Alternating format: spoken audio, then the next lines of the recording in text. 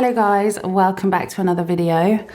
I had absolutely no intention of filming this today, but I sat down this morning and I was going through and kind of planning some YouTube videos that are coming up and, you know, just getting my thoughts together and what videos are going to look like for the next few weeks leading up to delivery. And I realised that I actually haven't done a pregnancy update at all this pregnancy. I think I did 2 with Juno when I was pregnant with Juno. So yeah, this is a 37-week pregnancy update with my second baby. Basically, this video is just going to cover some of the things that I'm feeling, how I'm preparing for labour, and a little bit about maybe when I think the baby's going to come. So let's get straight into it. So what does 37 weeks pregnant look and feel like for me? I think, to be honest, I'm in an okay stage at the moment. A few weeks ago, I had a really tough time with pelvic, kind of pubic bone pain, and I could hardly walk. And whilst I'm still in a lot of pain, it is a lot more manageable than a few weeks ago. I think what might have happened is I went to a wedding a few weeks ago and had the best time ever, but literally danced the night away. And I think maybe that was a bad idea. And that kind of triggered this huge amount of pain and pressure.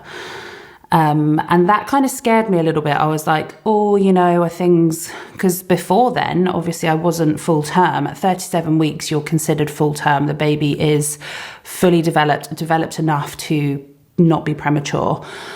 So before that, obviously, after this wedding, I was like, oh gosh, like this feels a bit scary, like the pressure, like what if the baby's going to come early? I was very worried about it. So I spoke to the midwives about it. So they sent me for another scan just to check a few things. And everything looked fine, which was such a big relief. However, the pain hasn't really gone. It's just a lot more manageable. So since then, I've been doing things like less physical activity, trying not to carry my daughter as often when possible, just being mindful of like how I'm sitting, how I'm using my body, all of that stuff. So yeah, the pelvic pain, and it's basically just like across my pubic bone in my groin, quite low down. It's still quite intense, but it's nothing like it was, and it does go in waves. So we've also just been to another wedding and it's a little bit more painful this time, like these few days, but I'm sure it will kind of get back to like a normal, manageable kind of pain. But yeah, that's probably like the biggest and hardest symptom that I'm dealing with. Another symptom that I have struggled with, that I struggled with my first pregnancy as well, is pregnancy insomnia.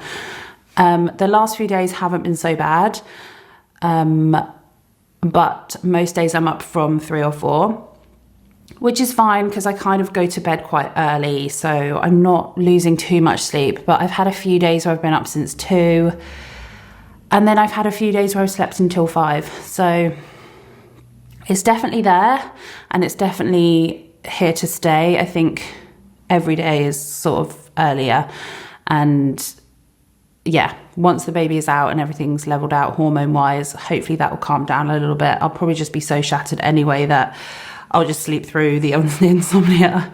But yeah, that's another thing that I have definitely struggled with, is the insomnia. I think between first and second pregnancies as well, when you're pregnant with your first, you're not running around after a toddler.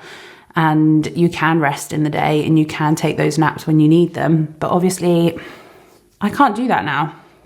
And I can sometimes if I'm lucky and things play out properly. When Juno is having a nap, I can have a little lie down. But yeah, it doesn't always work out that way, obviously. So that's another thing I've been dealing with. I think as well, as I'm entering kind of 37 weeks, I've started to get kind of some like aches and pains, not labour pains or anything like that. Like I'm definitely not in labour, but you know, just like feeling the weight of the baby, how low down she is. I'm definitely starting to notice and feel like it's coming. It is kind of going to happen in the next 3 or 4 weeks, which is really exciting because I can't wait to not be pregnant. I'm really looking forward to having my body back. I think obviously I'll be breastfeeding, hopefully, if I can breastfeed again this time. So that's kind of giving your body in a different way. But like my physical body, like being able to move and like run around with my eldest, and yeah, I just can't wait to be able to do that. So I'm really looking forward to that. But yeah, this baby is such a little wriggly monster. Last night on the sofa, she was literally like, it was almost as if she was trying to like climb out of my tummy.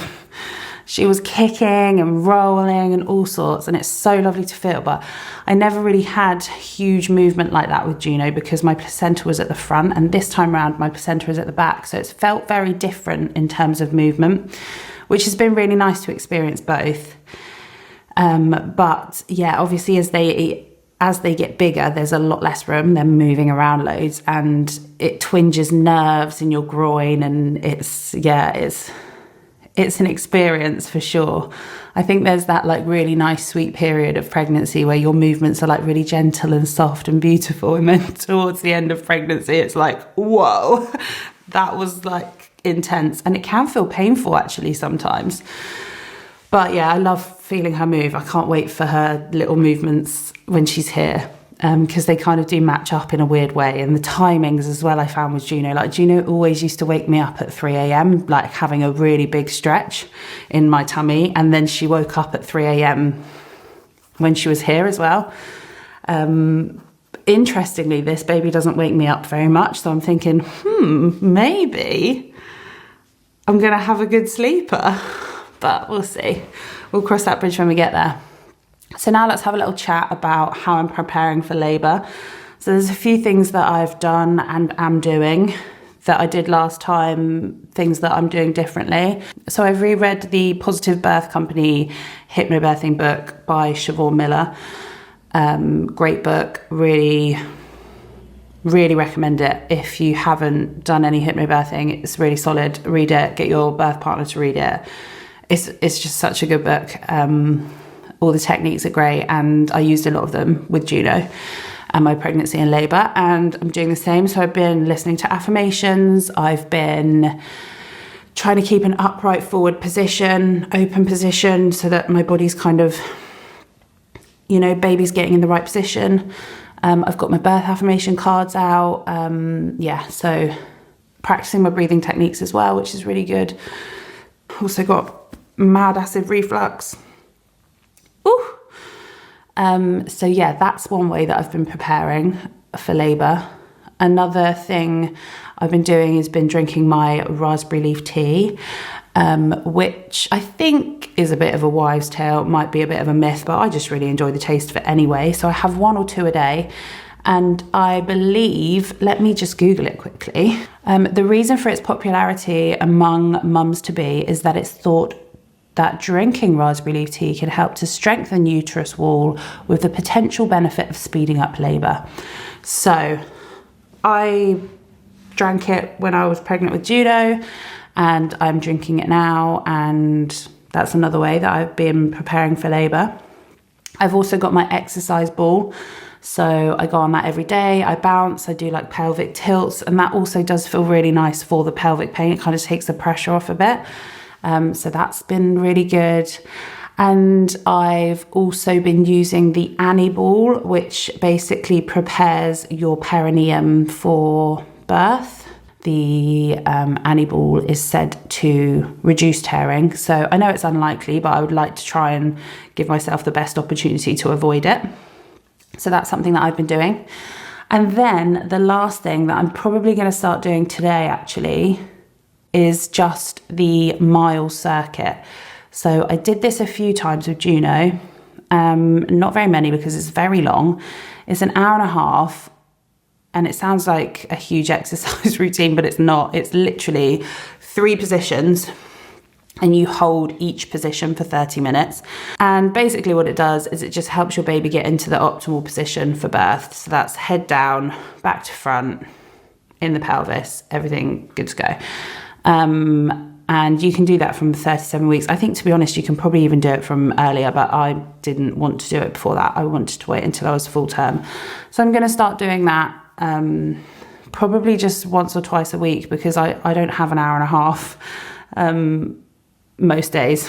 when Juno's at nursery, I could do it today or tomorrow, but when she's here, there's no chance she's going to let me lay on the floor for an hour and a half.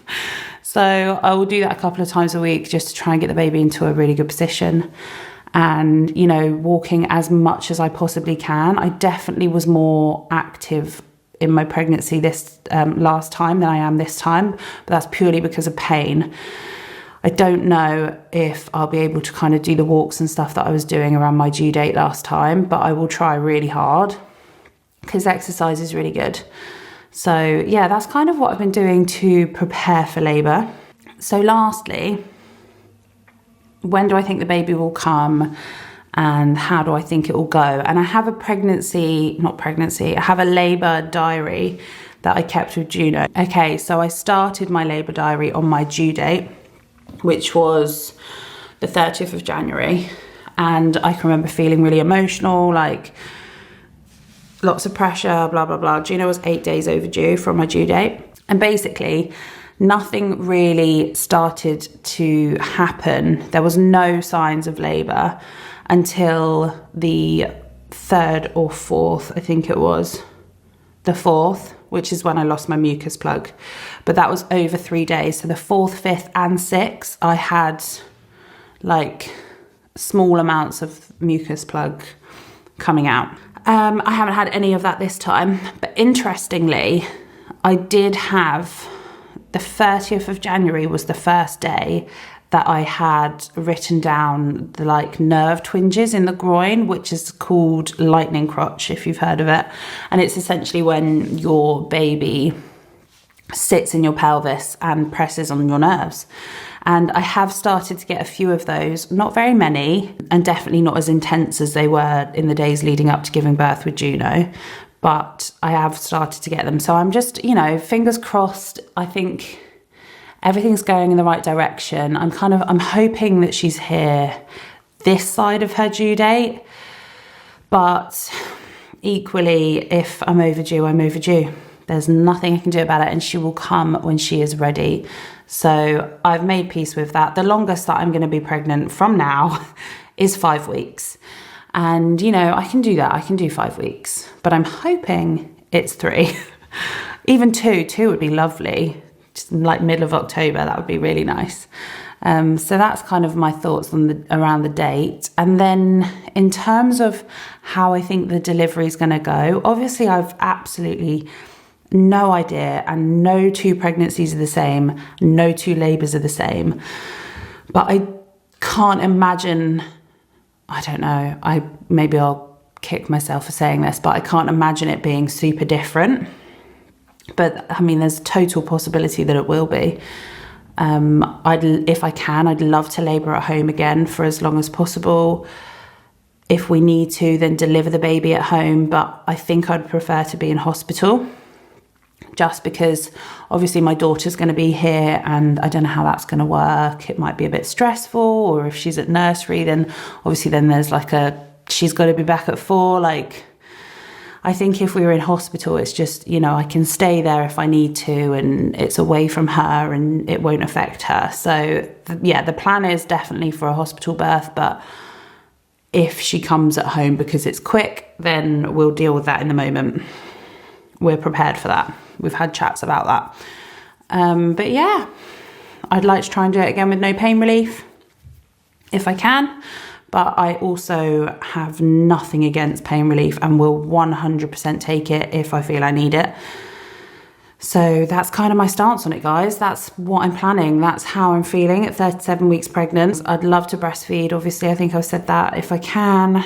That's the goal. But yeah, I hope you enjoyed this little update from me. Apologies on my appearance. I literally just, like I said at the beginning of this video, sat down to plan some videos and was like, I haven't filmed a pregnancy update. And then I thought, do you know what? I'll just do it now. So I think I've probably got snot on my face. Not my own snot, my daughter's snot. She's a bit snotty. So yeah, I'll stop talking about snot and I'll leave this video here. I hope you've enjoyed it. And if you're at the same point in your pregnancy, then please let me know. Let's have a chat in the comments. Lots of love and we'll catch you next week. Bye.